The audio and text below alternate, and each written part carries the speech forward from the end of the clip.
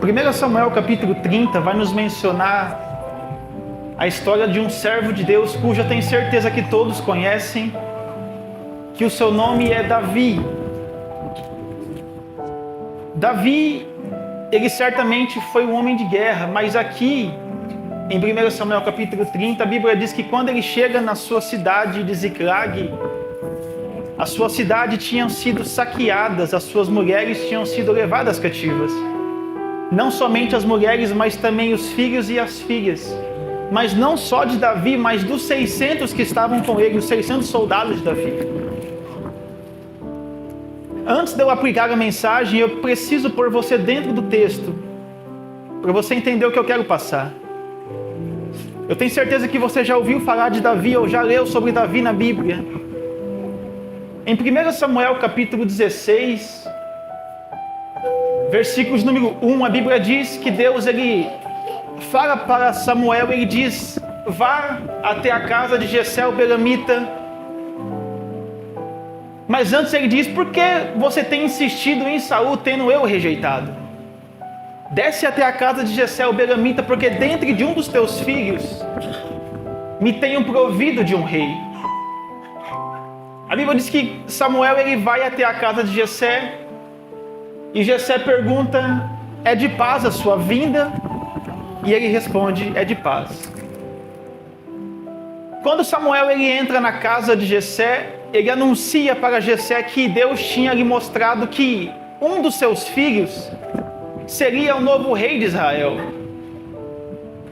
Só que a Bíblia diz que os filhos de Jessé estavam na casa, menos Davi. Davi, a Bíblia nos diz que ele estava no campo cuidando das ovelhas do pai. A Bíblia diz que passa os outros filhos de Jessé, passa o primeiro, passa o segundo, o terceiro, o quarto e sucessivamente. A Bíblia nos mostra que Samuel, ele aparentemente estava entendendo que os primeiros filhos que estavam passando, esse certamente seria o novo rei de Israel, porque eram homens formosos, homens de guerra, homens bonitos, homens capacitados para tal função talvez. Só que quando Samuel pensa que seria aquele, ou seria o outro, ou seria até mesmo o outro, Deus, ele fala que não era, porque Deus chega a dizer para Samuel: olha, eu não olho como o homem olha, eu olho segundo o coração da pessoa. A Bíblia diz que Samuel, ele pergunta para Jessé, depois de ter passado todos os filhos: não sobrou ninguém da sua casa? A Bíblia diz que Jessé, ele fala: olha, ainda tem um menino que está no campo cuidando das minhas ovelhas. Só que tem um porém. A Bíblia vai nos mencionar que quando Davi, ele cuidava das ovelhas do pai, ele não era somente um homem responsável pelas ovelhas, mas também era um homem capacitado para enfrentar o que daí vier. Ao ponto de quando aparecia o urso para enfrentar, para que ele atacar as ovelhas, a Bíblia diz que ele enfrentava o urso e o matava. A Bíblia diz que quando aparecia leão, ele enfrentava o leão e também o matava, para defender as ovelhas do pai. Só que se a gente for ver, há uma grande diferença entre a força de um urso com a força de um ser humano. Há uma grande diferença entre a força de um leão com a força de um ser humano, principalmente um jovem como Davi. Mas por que Deus, ele não permitiu que o leão ou que o urso matasse a Davi naquele momento? Porque na cabeça de Davi tinha uma promessa. Na vida de Davi também tinha uma promessa. E se os animais matassem a Davi, também teria matado a promessa. É por isso que Davi não morreu, porque se Davi tivesse morrido, a promessa também acabaria. Talvez você não sabe porque era para você ter morrido e você não morreu. É porque ainda tem uma promessa sobre a sua vida que ainda tem que se cumprir. Talvez você não entende por que você ficou doente, mas você ainda está vivo, está de pé. Talvez você não entende, talvez porque você pegou um vírus mortal e você ainda está aqui, é porque tem uma promessa sobre a sua vida que ela tem que ser cumprida. Porque se Davi tivesse morrido, a promessa também iria com ele. Só que a Bíblia diz que quando Davi ele entra na casa, a Bíblia diz que Deus automaticamente já fala para Samuel: esse menino vai ser o novo rei de Israel. A Bíblia diz ali que Samuel ele ungiu a Davi, mas tem algo aqui. Quando Samuel ele vai ungir a Saul como rei, a Bíblia diz que Samuel ele até profetizou por Saul. Só que quando Samuel vai ungir a Davi, Samuel não esboça nenhuma reação, nem de felicidade, nem de alegria. Quando ele unge a Saul, a Bíblia diz que ele até profetiza por Saul, mas quando ele vai ungir a Davi, ele não esboça nenhuma reação. Sabe o que é isso, irmãos?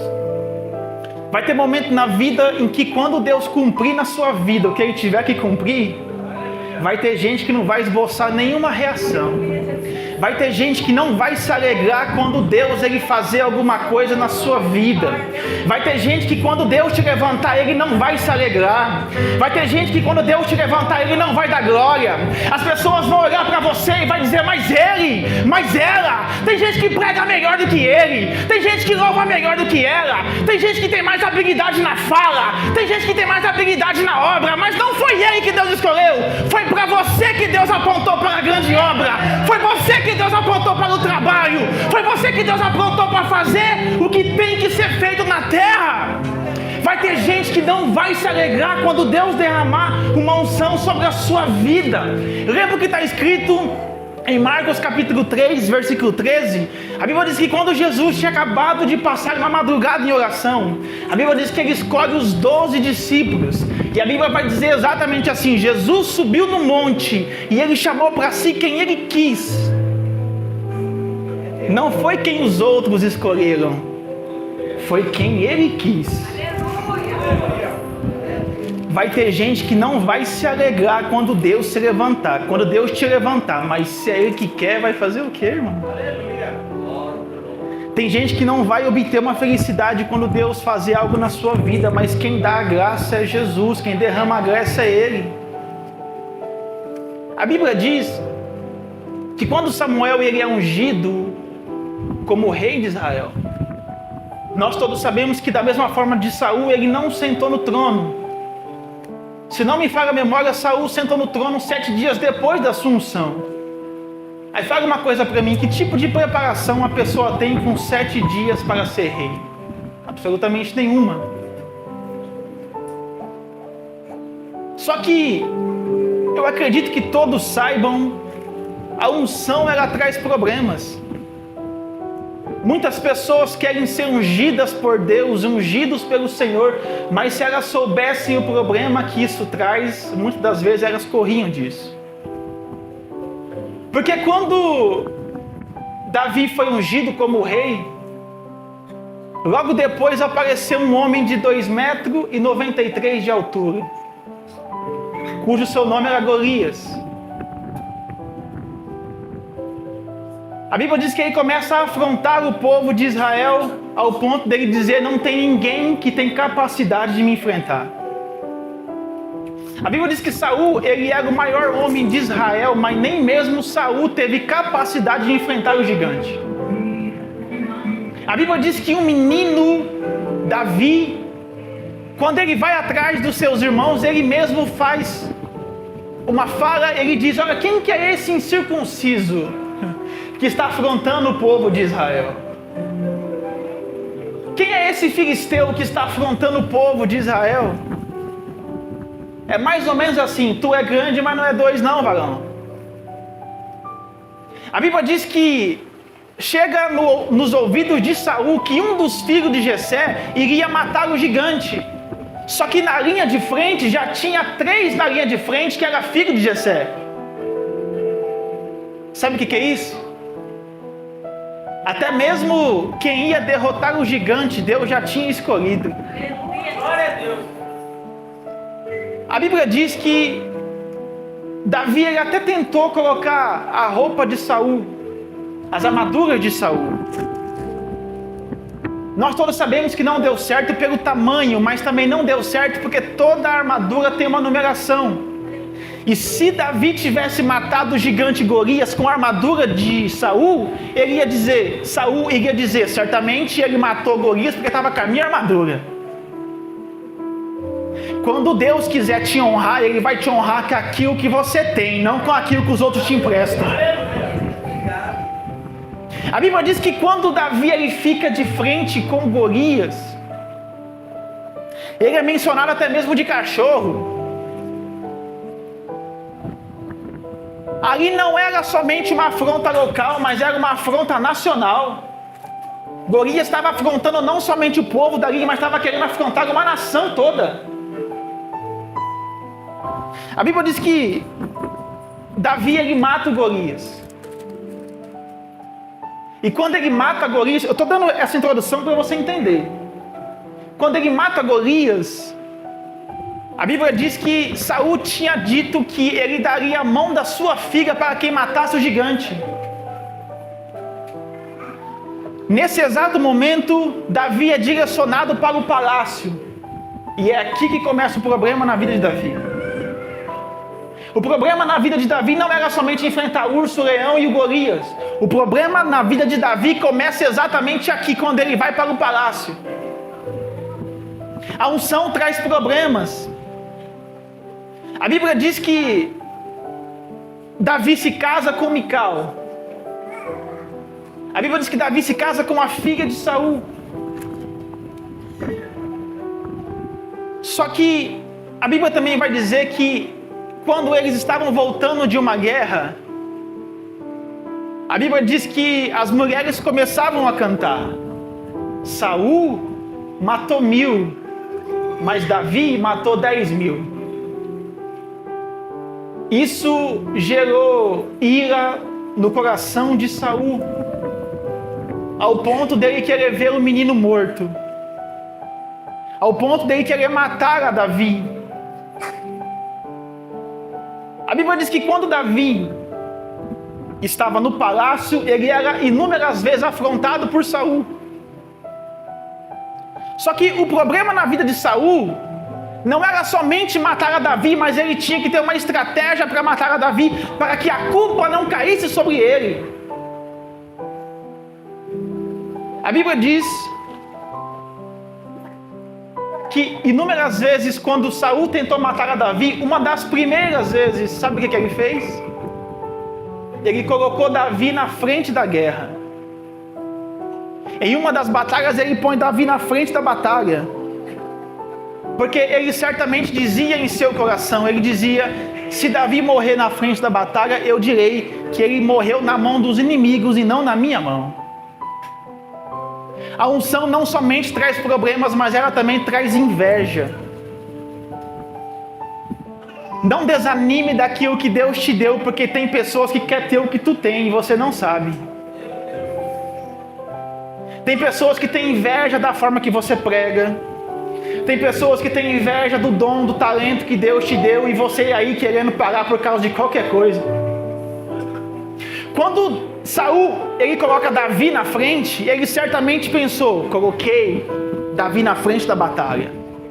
Agora sim ele vai morrer. Só que o que Saul, ele sabia é que Davi estava na frente da batalha. É que Davi estava na frente da batalha para ser morto. É que Davi estava na frente da batalha para ser aniquilado. Que a sua história iria acabar ali. Era isso que Saul sabia. Davi está lá na frente, ele vai morrer. Mas o que Saul não sabia é que Deus estava na frente de Davi. Porque quando você é um servo de Deus, você está na batalha, você está na guerra, Deus vai na frente e abrindo o caminho, quebrando a corrente, tirando os espinhos, ordena os anjos para contigo lutar. Ele abre a porta para ninguém mais fechar. Ele trabalha para quem nele confia, caminha contigo de noite ou de dia. Erga sua mão, sua bênção chegou. Comece a cantar com muito louvor. quando você é um servo dedicado na presença de Deus, toda a guerra que você enfrenta, não importa qual seja, Deus sempre vai na frente e abrindo o caminho, quebrando a corrente e tirando os espinhos. Aleluia, Deus. Só que tem uma coisa que eu aprendi com o pastor esses dias. A internet, o Facebook, as redes sociais, ela tem a função de te colocar nos olhos das pessoas.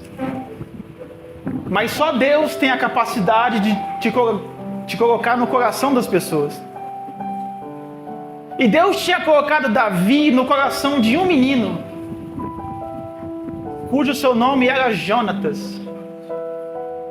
A amizade de Davi e Jonatas, na minha opinião, é a amizade mais bela que nós podemos encontrar na Bíblia. Ao ponto de a Bíblia dizer que Davi e Jonatas ambos se amavam com todo o amor de sua alma. Era uma amizade verdadeira. Era uma amizade sincera. A Bíblia diz que numa certa feita, em 1 Samuel capítulo 20, do verso 14 ao 17, a Bíblia diz que Jonatas vira para Davi e fala: Davi, o meu pai é o rei de Israel, eu sou o príncipe, mas a promessa do futuro rei não sou eu, é você, Davi. Faz uma aliança comigo. Quando você se levantar como rei, não extermine a minha descendência, não acabe com a minha família. Por que que ele estava zelando por esta aliança? Porque era natural e era tradição da época, quando um novo rei se levantasse, eles matavam a família do rei anterior, para que não houvesse uma rebelião no reino. Então Jonatas falou: Davi, pela nossa amizade, não acabe com a minha descendência, não acabe com a minha família. Então Davi, ele formula uma aliança com Jonatas, ele diz: quando eu ser rei, a sua família vai ser poupada. Só que Jonatas, inúmeras vezes na Bíblia, ele salva Davi da mão do seu pai. Ele fala: meu pai está querendo te matar, eu vou dar alguns sinais para você, e se eu dar um sinal tal, você foge, se eu dar um sinal tal, você fica. Todas as vezes Jonatas, ele ia contra o seu pai e ia a favor de Davi pela amizade que os dois tinham. A Bíblia diz que em uma das vezes que Saul queria matar a Davi, a Bíblia diz que em 1 Samuel capítulo 24 que Saul teve vontade de usar o banheiro, então ele entra dentro de uma caverna. E quando ele entra dentro de uma caverna, ele não sabia que Davi e os seus homens estavam ali. Só que um dos servo de Davi fala assim: olha só quem acabou de entrar aí, não quer tirar a sua vida, acaba com a vida dele agora. A Bíblia diz que Davi fala assim: eu? Tocar no ungido de Deus? Jamais. Mas a Bíblia diz que silenciosamente ele vai por trás de Saul, arranca um pedaço da sua capa e ainda assim ele se arrepende. A Bíblia diz que quando Saul ele sai, Davi grita por Saul e fala: ei, por que é que você, rei Saul, quer me matar? O que dizem a meu respeito não é verdade. Eu não quero o seu mal. Pare de me perseguir. E uma grande prova de que eu não quero o seu mal está aqui nas minhas mãos, um pedaço da sua roupa. Se eu quisesse te matar, eu tinha te matado dentro da caverna. A Bíblia diz que quando Saul ele escuta isso, ele começa a chorar. Então ele diz: Davi, eu vejo que você é mais justo do que eu. Só que momentos antes a Bíblia diz que Davi, ele também se esconde dentro de uma caverna. E quando ele se esconde, a Bíblia diz que dentro da caverna tinha 400 homens. A Bíblia diz que eles eram homens endividados, com a vida toda arrebentada. A Bíblia diz que Davi vira para eles e fala assim: posso treinar vocês? Eu tenho habilidade na guerra. Então eles falam assim: pode treinar a gente sim, vai ser uma honra. E a Bíblia diz que depois que Davi ele treina os 400 homens viram servos de Davi. Então peraí, aqui Davi já não estava mais sozinho. Davi estava com 400. Então era Davi e mais 400 pessoas.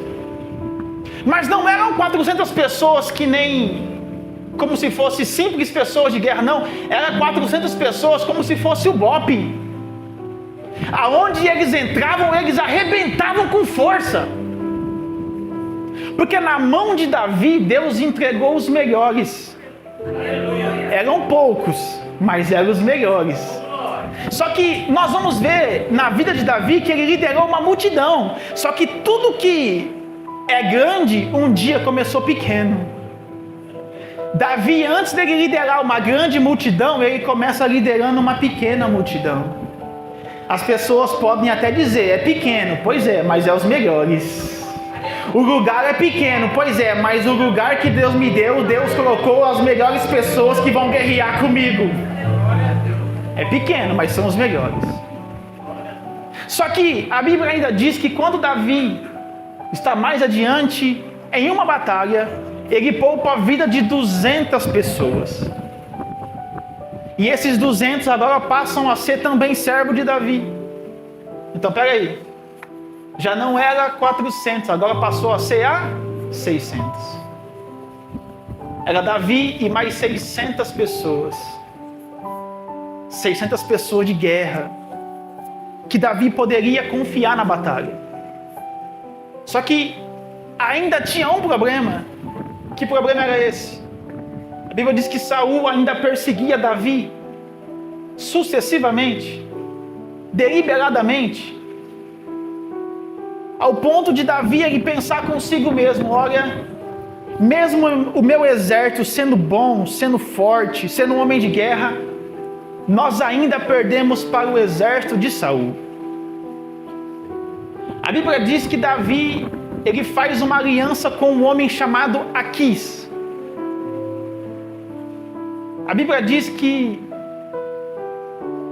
Aquis, ele era do exército inimigo. E aí a gente pode pensar, poxa, mas Davi, ele se uniu com o exército inimigo. Por que Davi se uniu com o exército inimigo? Porque os guerreiros de Saul eram grandes, mas os guerreiros de Aquis eram maior.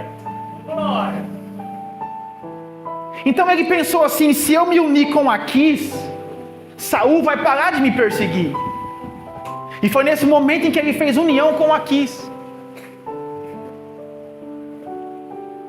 E a Bíblia chega a dizer que Saul parou de perseguir a Davi quando ele percebeu que Davi estava unido com Aquis. A Bíblia diz que quando Aquis ele levava Saul, ele levava Davi, os 600 homens de Davi e os seus homens para a guerra, a Bíblia diz que os 600 de Davi, inclusive Davi, se sobressaía na guerra, ao ponto de Aquis falar assim, meu Deus, como é que Davi consegue produzir tanto com poucas pessoas? Pois é pouco, mas são os melhores.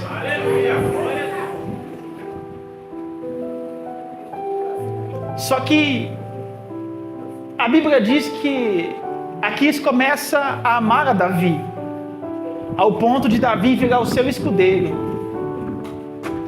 Só que acontece mais um problema. No momento em que Aquis iria enfrentar o exército de Saul, a Bíblia diz que os príncipes dos filisteus, que também fazia parte do povo de Aquis, olha para Aquis e fala assim, quem é esse jovem aí? E ele diz, esse é Davi. Ele é meu escudeiro. E aqueles são os 600 homens dele. A Bíblia diz que os príncipes falam assim, nós não queremos Davi aqui. E nós também não queremos os seus 600 homens. Manda eles embora. A Bíblia diz que mesmo Aquis gostando de Davi, ele teve que fazer isso. Porque era uma autoridade superior a ele. Algumas pessoas podem encarar isso como uma derrota na vida de Davi, mas não. Olha a onisciência de Deus. Nesse exato momento, Aquis iria enfrentar o povo de Saul. Se Davi nesse momento tivesse enfrentado o povo de Saul, sabe quem que Davi seria no meio desse povo? Apenas mais um. A promessa sobre o reinado de Israel não ia se cumprir sobre a vida dele. Então Deus ele deu um jeitinho de tirar Davi no meio do povo de Aquis e levar para outro lado. Às vezes você não sabe o porquê que Deus te tira de alguns lugares, é porque se você ficar nesse lugar, a promessa não vai se cumprir na sua vida. Às vezes você não sabe o porquê que Deus tira pessoas do seu lado, é porque Deus, ele escuta conversas que você não pode escutar.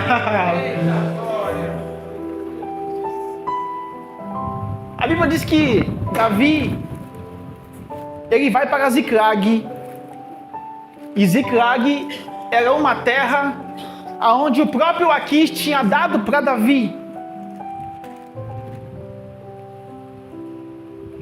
Só que a Bíblia diz em 1 Samuel capítulo 30 que quando Davi ele volta para a sua casa, a Bíblia diz que ele já havia 3 dias de guerra. E eu entro na mensagem aqui. Já fazia 3 dias que Davi e os 600 homens estavam fora da cidade. Um erro na vida de Davi foi não deixar pelo menos 50 homens ali na cidade para proteger as mulheres e as crianças, para proteger a casa. Ele levou todo mundo. Quando Davi ele chega na sua cidade em Ziclag, a Bíblia diz que ele se depara com a cidade pegando fogo. Já havia 3 dias que Davi estava fora. Enquanto Davi estava guerreando, aqui estava só aqui, ó, grande Davi. Esse é guerreiro de verdade. Só que enquanto Davi estava guerreando, a sua casa estava sendo saqueada. Enquanto Davi estava na guerra, a sua casa estava sendo invadida pelo inimigo. Deixa eu falar uma coisa muito séria, irmão. Quem aqui não quer sair para fazer a obra com excelência, de preferência todos os dias? É gostoso pregar, não é? É gostoso a gente fazer a obra para fora, não é? Mas deixa eu perguntar, como é que está a nossa casa?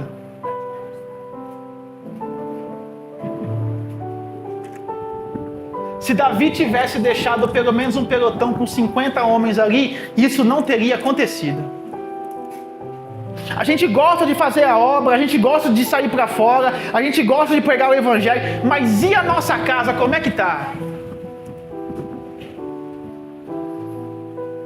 Eu não consigo entender pessoas que saem cedo de casa e voltam só à noite e ainda batem no peito dizendo: estava pregando o evangelho, estava fazendo a obra de Deus. Mas espera aí, o nosso primeiro ministério não é dentro da igreja. O nosso primeiro ministério não é o ministério da pregação. Nosso primeiro ministério não é o ministério do louvor. O nosso primeiro ministério é cuidando da nossa casa, da nossa família. A Bíblia diz que eu sei que vai ser difícil dar glória a Deus daqui para frente, mas eu vou falar. A Bíblia diz que se você não estiver apto para cuidar da sua casa, você também não está apto para cuidar das coisas de Deus. Nós queremos sair para fora, queremos pregar o evangelho, de preferência estar na igreja todos os dias, mas como é que está nosso esposo, nossa família? Daqui a pouco, se a gente não prestar atenção, os nossos filhos e as nossas filhas estão se perdendo na internet, estão pintando o cabelo de qualquer outra cor, estão se envolvendo com palavrões, com mentiras e com pessoas que não devem se envolver. Daqui a pouco, as nossas esposas, a nossa esposa está sendo uma mulher viúva com um marido vivo dentro de casa. Você só pode sair para pregar o evangelho todos os dias se você for solteiro. Se você for casado, não.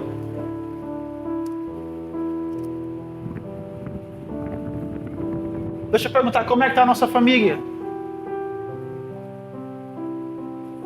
Deixa eu perguntar, você sabe que a sua esposa gosta? Ou você sabe que o seu pastor gosta? Você sabe que a sua mulher gosta? Ou você sabe que as irmãs da igreja gostam? Como é que está a nossa casa? Muitas das vezes nós deixamos de sentar na mesa com a nossa família para almoçar, para jantar, para tomar um café. Fica um na mesa, o outro na sala, o outro no quarto. Que negócio é esse, pelo amor de Deus? Lembra de 2 Reis, capítulo 4? A Bíblia diz que quando a mulher sunamita ela teve um filho, a Bíblia diz que esse filho morre ao meio-dia. Meio-dia é horário do quê? Almoço. Então naquele dia não teve almoço em casa, porque aconteceu uma tragédia. E que tipo de tragédia que está acontecendo dentro da nossa casa, que muitas das vezes nós não sentamos na mesa para comer com a nossa família? É gostoso sair e fazer a obra, mas o nosso primeiro ministério é lá em casa. É cuidando da nossa família, é cuidando daquilo que Deus nos deu. Você percebe que Deus ele até permitiu que o inimigo levasse as mulheres, as crianças, as meninas e os jovens. Só que uma coisa Deus permitiu, que é tocar. Mas uma coisa Deus ele não permitiu, que é matar. Às vezes algumas coisas podem até acontecer, que você pode até pensar que aquilo poderia até ser para a morte, mas não é para a morte. Às vezes é para a gente acordar mesmo. Às vezes é para a gente acordar para a vida, para ver se o que a gente está fazendo dentro da nossa casa reflete o que a gente faz fora também. Deixa eu falar uma coisa muito séria. Ser crente dentro da igreja é simples. Ser crente dentro da igreja é fácil demais. Eu quero ver ser crente lá fora. É lá fora que todos esperam de nós, não é aqui dentro. Pregar aqui dentro é gostoso, pregar aqui dentro é top, louvar aqui é maravilhoso. Eu quero ver lá fora. Eu quero ver se nós somos o mesmo que nós somos lá fora, aqui dentro. Em 2 Reis capítulo 4, quando a mulher sunamita olha para Eliseu, ela diz: eu vejo que esse que passa entre nós, ele é um santo homem de Deus. Ou seja, não foi Eliseu que falou para a sunamita que ele era um homem de Deus, foi sunamita que percebeu que aquele homem que passava, ele era um santo homem de Deus. Porque Eliseu, aonde ele pisava os seus pés, ele sempre foi o mesmo, ele não mudou. Ele sempre foi sincero. Ser crente aqui na igreja é simples demais. Eu quero ver ser crente lá fora. É lá fora que o bicho pega. É lá fora que as pessoas vão olhar para você e vão dizer: lá vai um servo de Deus. Essa irmã realmente é uma irmã diferenciada. Esse varão, quando ele fala, realmente a fala dele é diferenciada. Irmão, eu não sei se você sabe, mas nós somos a carta que o mundo lê. Às vezes as pessoas não vão querer vir para a igreja, mas elas vão querer vir para a igreja através do seu testemunho, mas não pelo testemunho que você dá aqui dentro, mas é pelo testemunho que você dá lá fora. É pelo testemunho que os seus vizinhos vê você dentro da sua casa, tratando a sua família, como você é no seu trabalho, como você é na sua rua, como você é na sua escola, como você é na sua faculdade. As pessoas têm que olhar para você e vai dizer: varão, o que houve contigo? Tu até parece um novo convertido. Eu também quero esse Jesus. Se ele mudou, eu posso mudar. Se ela mudou, eu também posso mudar. Se essa família foi transformada, a minha família também pode ser. Se essa família ainda está de pé, a minha família também pode ficar. Alguém vai olhar para você e vai dizer: o que houve com você? Porque antes era uma pessoa complicada, hoje é uma pessoa fácil de lidar. Você vai dizer: é que eu conheci Jesus e eu tive vida profunda com Ele. Antes era uma pessoa nervosa, hoje é uma pessoa calma. Pois é que eu tive vida profunda com Deus. Antes tomava cerveja, hoje toma santa ceia. Antes você dançava na boca da garrafa, hoje aquela irmã ela vem para a igreja e ela dança na presença de Jesus. O mundo já não está mais em mim, eu estou em Cristo.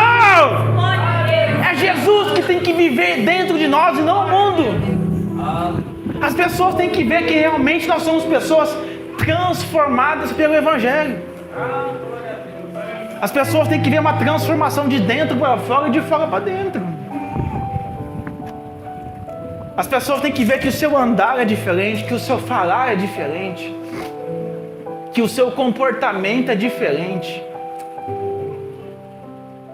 E não vem dizer para mim que não quero que ninguém espere nada de mim. Que quando você é crente, as pessoas esperam pelo menos a sinceridade de você. Pelo menos ver Jesus na sua vida é o que elas esperam.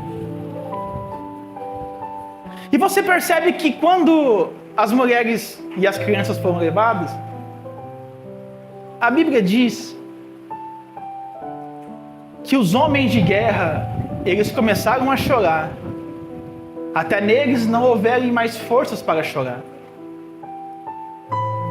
O problema aqui é que esses homens, eles eram acostumados com guerra, acostumados com batalha. Só que quando eles chegam na sua casa e encontram a sua casa desse modo, a Bíblia diz que eles choram. Algumas pessoas podem dizer, mas homem não chora. Tem certeza? Homem não chora até tocar naquilo que é a sua ferida.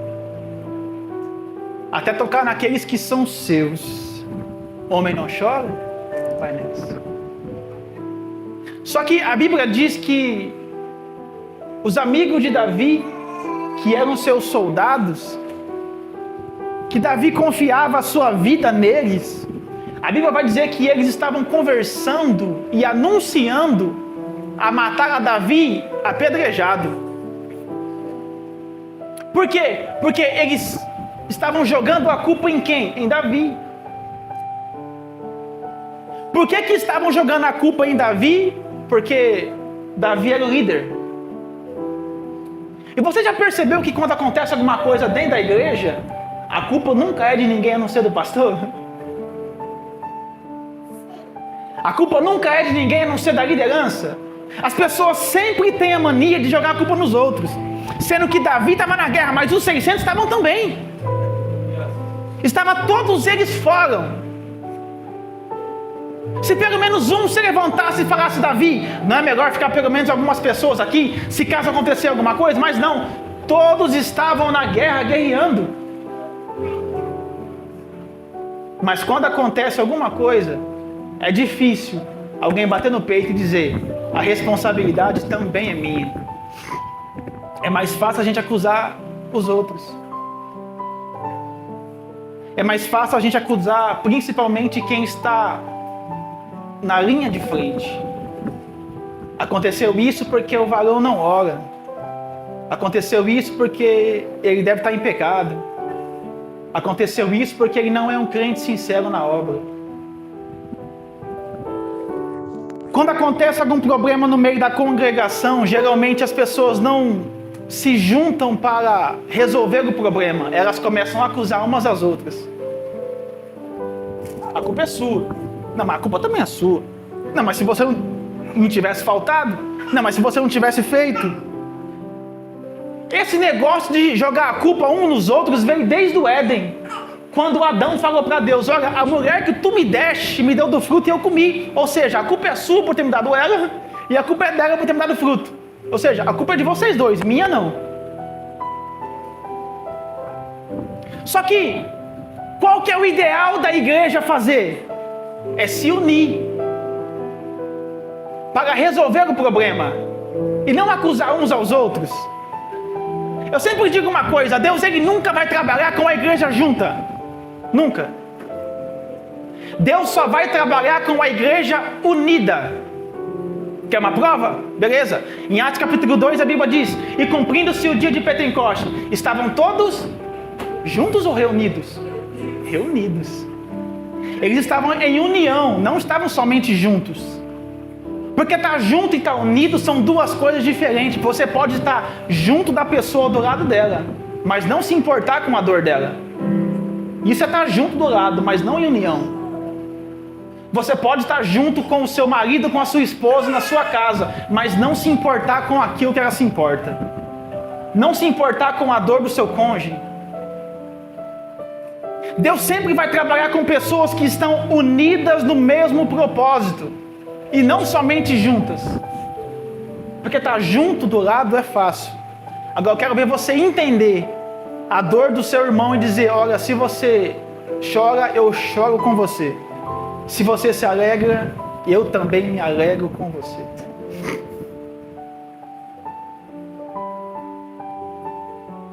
É importante a gente não está somente junto, mas também está unido.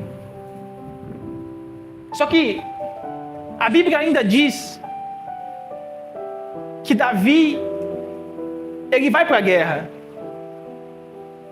Ele vai atrás daquelas pessoas que saquearam a sua terra, saquearam a sua cidade e levaram cativo as mulheres e as crianças. Só que quando ele vai, ele faz uma pergunta para Deus: olha, eu devo ir? Eu vou alcançar? A Bíblia diz que Deus ele dá uma orientação para Davi, e Davi vai na frente da batalha. Só que quando ele vai na frente da guerra, a Bíblia diz que 200 homens ficam para trás. E faz falta, não faz? Sai com R$600 e perde 200 para tu ver se não faz falta. A Bíblia diz que os 200 ficaram cuidando das coisas e os 400 mais Davi foram para a guerra. Só que tem um problema. E eu vou finalizar aqui. A Bíblia diz que dentro de uma floresta, a Bíblia diz que os homens de Davi, eles encontram um jovem egípcio que já havia 3 dias que não comia absolutamente nada. A Bíblia diz que trouxeram esse homem para Davi. Davi alimentou esse homem, deu de comer e beber e perguntou: quem é você? E ele disse: eu sou o cidadão amalequita. Nós acabamos de invadir a terra de Ziclag. Saqueamos as mulheres, ponhamos fogo na cidade e levamos embora as crianças.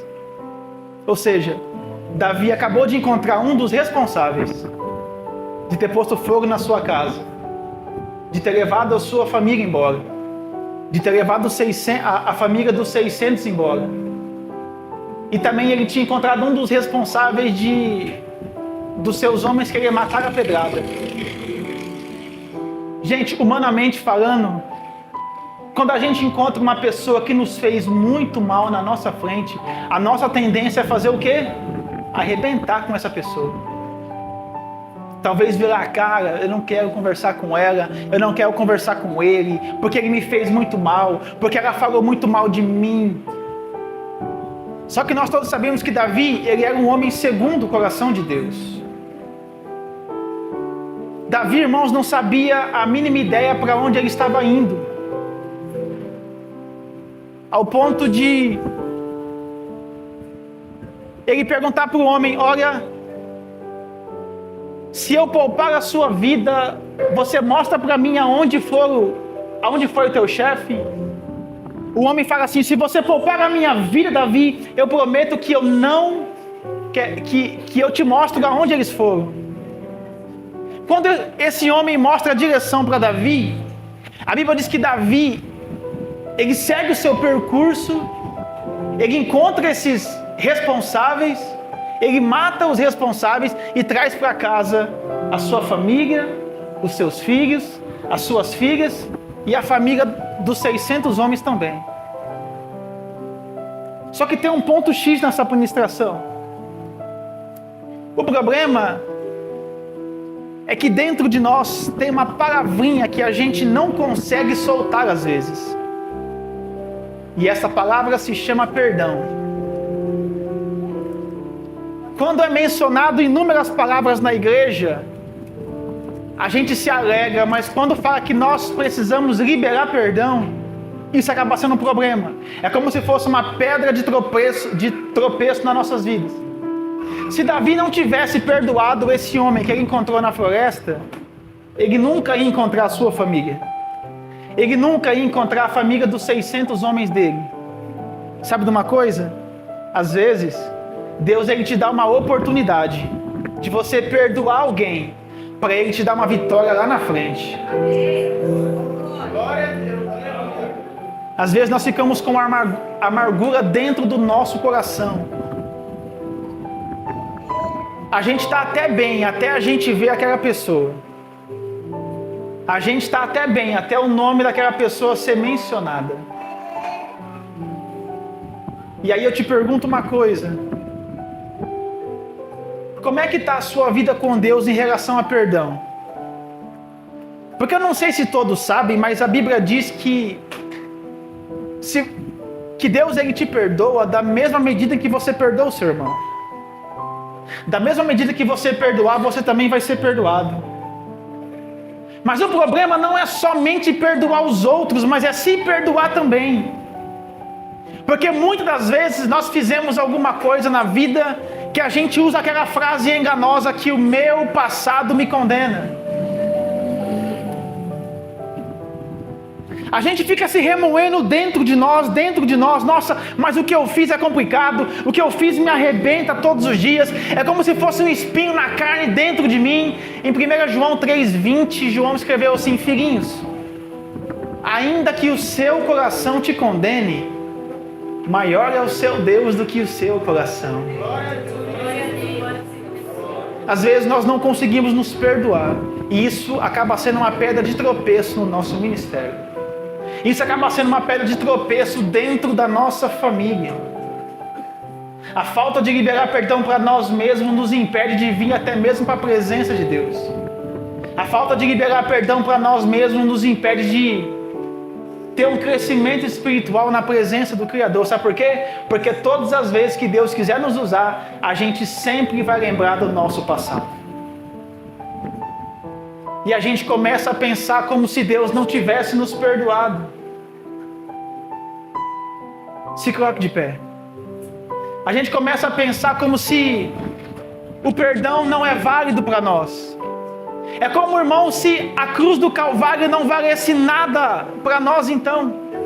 Se o perdão não é válido na nossa vida, a cruz do Calvário não é válida para nós então. Se o perdão não é válido na nossa vida, então o derramamento de sangue na cruz do Calvário, então para nós também não serve. Porque quando Jesus estava na cruz do Calvário, ele ainda diz: Pai, perdoe, porque eles não sabem o que fazem. É importante a gente não somente liberar perdão para os que fizeram mal para nós, mas também liberar perdão para nós mesmos.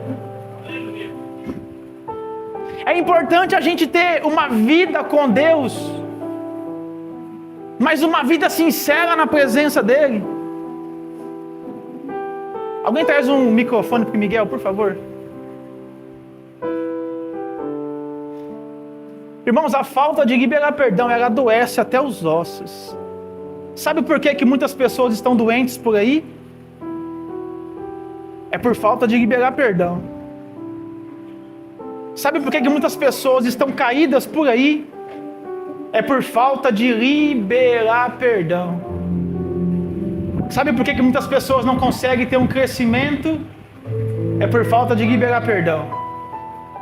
Sabe por que muitas pessoas desistem na vida? É porque não liberam perdão. Puxa, me atraiu. Eu não sei se você se encontra assim nessa noite, mas se você se encontra, eu quero orar por você. Se for o caso, dê um passo à frente. Puxa, Miguel. Você poderia estar em qualquer lugar. Você poderia estar em qualquer lugar, irmão. Mas você preferiu estar aqui na presença de Deus.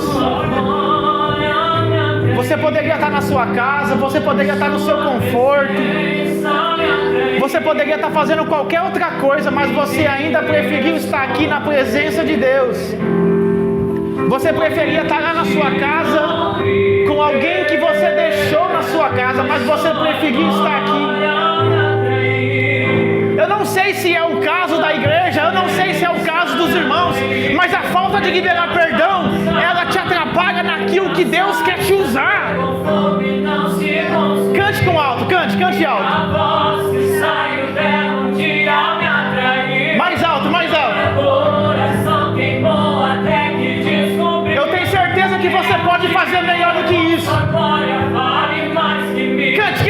É que a sarça pegou fogo e não se consumiu, e a voz que saiu dela um dia me atraiu, e o meu coração queimou até que descobriu que um dia conto a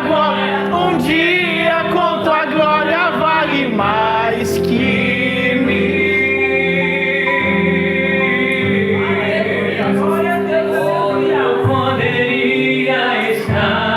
Você poderia estar fazendo qualquer outra coisa, Mas quem te trouxe aqui não foi a sua esposa. Quem te trouxe aqui não foi o seu marido. Quem te trouxe aqui não foi os seus pais. Foi a presença de Deus que trouxe você nessa noite, para você ter a oportunidade de dizer: Pai, eu perdoo aqueles que me fizeram mal. Pai, eu perdoo as pessoas que me iludiram, as pessoas que me traíram, as pessoas que me fizeram mal.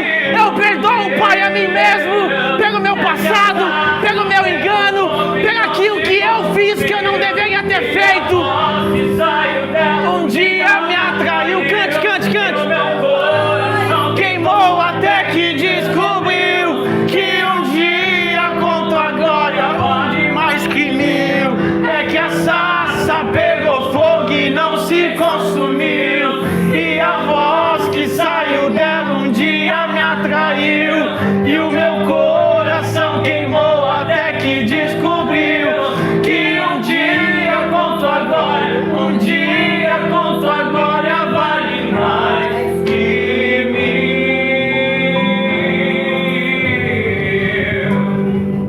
Vale mais pra mim. É muito importante. É muito importante a gente entender uma coisa na nossa vida. Não importa o que falam de nós, não importa o que professam sobre a nossa vida, não importa o que as pessoas falam aí fora, não importa o que as pessoas vão dizer ao nosso respeito, mas o que importa é o que Deus sabe ao nosso respeito. Porque muitas das vezes nós damos mais atenção pelo que o nosso vizinho fala, a gente dá mais atenção pelo que as pessoas falam, a gente dá mais atenção pelas aquelas pessoas que não gostam de nós, pelo que elas falam ao nosso respeito. Mas deixa eu falar uma coisa muito importante na sua vida: quem te deu o ministério não foi homem, quem te deu o ministério foi o grandão da Galileia. Quem te deu o ministério foi Deus, não foi homem. Quem te deu o ministério não foi pessoas, quem te deu o ministério foi Deus que te trouxe até aqui. Foi Deus que tocou no seu coração para você vir na casa dele, para você vir na presença dele, para você vir na casa dele glorificar e adorar o nome do Senhor. E você possa dizer: é que a sarça pegou fogo e não se consumiu. Valeu? Eu não sei se você está sentindo o que eu estou sentindo, mas se eu fosse você, eu estava com a sua boca aberta glorificando a Deus, porque Deus, Ele é bom e Ele se faz presente no nosso meio. Porque a sarça pegou fogo e ela não se consumiu, e o meu coração queimou até que descobriu que um dia contou a glória, um dia contou a glória vale mais que mil.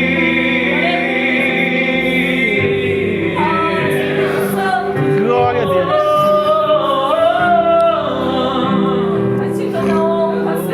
Aleluia, Deus. Deus seja louvado. Deus seja louvado por hoje. Nós louvamos e agradecemos o nome de Deus. Aleluia.